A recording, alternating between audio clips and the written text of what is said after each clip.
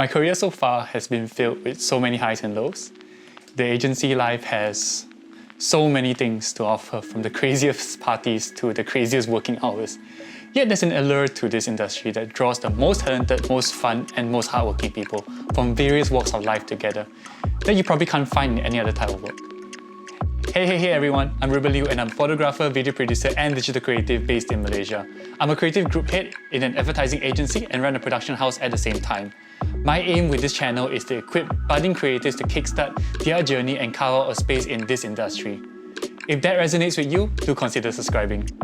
Today, I want to share about my experience in advertising. For those who don't know, I'm actually still working as a creative group head in a digital advertising agency, and I've been in this industry for almost 7 years now. Over my career in the agency environment, I've had the privilege to be part of some amazing teams, projects and campaigns that I'm tremendously proud of to this day. But I will be lying if I tell you that the agency world is just rainbows and butterflies. I've had bad days, bad clients and the worst burnout of my life because of this agency life. Over the years, I've gathered some valuable nuggets that I use to remind myself of my value in regards to work, and I hope that these nuggets can help you too. So let's just get started. Number 1. Feedback is just information. Probably the best advice that anyone in the service industry can ever receive, especially in the creative agency where everything is subjective. Sometimes feedback from clients can feel like a dagger in the heart. But at the end of the day, we have to just understand that feedback is just information. We have to be able to strip away the emotional nuances and subtle steps and see feedback as just points of data. Do you understand why the feedback was given? Can you apply this feedback in the next iteration? You see, by treating feedback this way, we remove our emotions from the mix, and it really helps in regulation. I'm not saying that this is easy to implement. I still find my blood boiling sometimes when I get criticism on some work. But I check myself before I say anything, and take a deep breath, and try to see it as objectively as I can. At the end of the day, getting upset over feedback only makes the situation more tense. You're going to have to amend the work anyways. Might as well not get too worked up over it. Number 2, appreciate the sunsets. I used to be a very active person before I joined the agency world, but I slowly had to give up many of my activities due to the nature of the work. You hear the common saying that our work hours are 9 to never, but in reality we just start work later due to the way that we are structured. Work usually comes in after the client has feedback, so that means you can only start work after the client has seen it. If your client starts work around 9 AM, it means by the time that they get to your stuff, it's usually 10 AM or later. Because let's be real, they have other things to do as well. Then the servicing team will need to digest the feedback before bringing it to the working team, and by then it's after lunch. This pushes everything off by an hour or two, and that's why we end up staying later in the office. Of course, there are many other factors that contribute to crazy working hours of agency people. But I would say that this back and forth communication contributes the most of it. Most of the time we leave the office well after the sun is down. On the strange days that you get to clock out early, seeing the sunset is one of the most beautiful things to witness. Number 3, make yourself valuable. This industry is ever-changing, and as someone who wants to build a career in it, you have to continually improve your craft. The truth and trend of the industry is that budgets are shrinking. So therefore, agencies have to find innovative ways to either save costs or maximize efficiencies in the team. That ultimately means that we are in the age of hybrids now. The more skills you have, the more value the company will see in you. And I know some people are probably going to say something like, but that means you should receive a double salary, or something to that effect. But quite honestly, a business will make decisions that benefit the business first.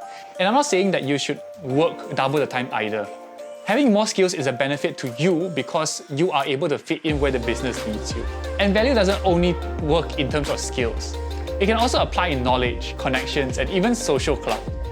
If you're passionate about a specific product and your company so happens to pitch for that product, guess who are they going to need to help them out? Knowing industry players and vendors and even clients is also super valuable to agencies. Basically, figure out what leverage you can gain and build yourself a solid value proposition. My personal story is that I was poached to join another agency to become a copywriter for video. Because of my years of freelance video production at the time, my executive creative director or ECD at the time was searching high and low for someone with copywriting and video production knowledge. At the end of the day, I did copy for the agency and advice on video. So no, I did not end up having to work 2 jobs. But my knowledge made me valuable for that company at that time. Number 4, there's never a right moment to quit. If you have a major case for FOMO, I'm telling you that it's best to never quit the agency you first joined. The truth is that agencies are very happening places, and if you go around chasing the highlights, you'll miss them by a hair.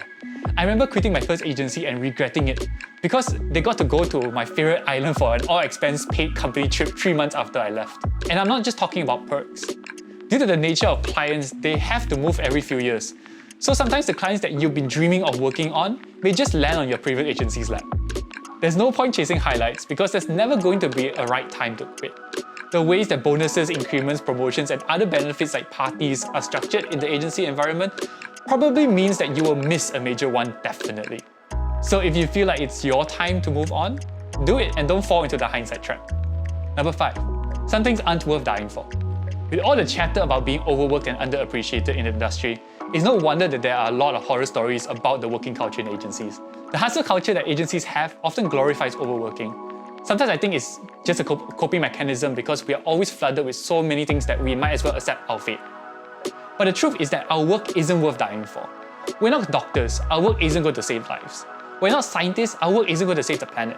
While our work is important to advocate, speak, shed light and influence, we aren't very useful if we are dead. The way I learned this lesson was painful. There was a major pitch that literally had everyone on deck. My team spent a whole month working from 10 AM until 3 AM almost every day and over weekends preparing for it. Some of us literally didn't sleep the night before the submission and stayed up putting up last-minute changes. But at the end of all that, the client just said that they think we didn't follow the brief properly and everything literally went down the drain. We had to start the process again, and by the time I was just numb. Mentally I was numb, physically I was drained. And it was only a few months after that I realized that I reached burnout. I changed jobs by then, but I couldn't pull myself out of bed in the morning. I couldn't fall asleep at night. Months passed in a dreamlike sequence, and a part of me died in that experience. Number 6, bosses matter. You know that saying, people don't quit companies, they leave bosses? Well, I find that somewhat true. Your boss can make or break your experience at work. When I was still early in my agency life, my first boss told me that he wanted to throw me into the deep end so that I would learn how to swim. To many, that may seem like a sabotage or signs of a boss who doesn't care, but he knew what I was capable of and he assured me that he would have to float nearby if he ever saw me drowning. That nudge early in my career helped build my resilience, and knowing that I was supported helped my confidence levels, which I really needed at that time. So when you're choosing your agency, read up on your boss if there's anything available. Ask him or her questions in your interviews because they will make a big impact on your life. Number 7, find your people. With the crazy hours that you spend with your colleagues, you probably won't be able to separate work and private life. I love the variety of people that you meet along the way. The allure of the marketing agency is that this is a type of job that anyone who can think can technically find a place here. I'm a psychology graduate and I have friends in the industry who studied everything under the sun except for marketing. This melting pot of backgrounds gives way to great ideas.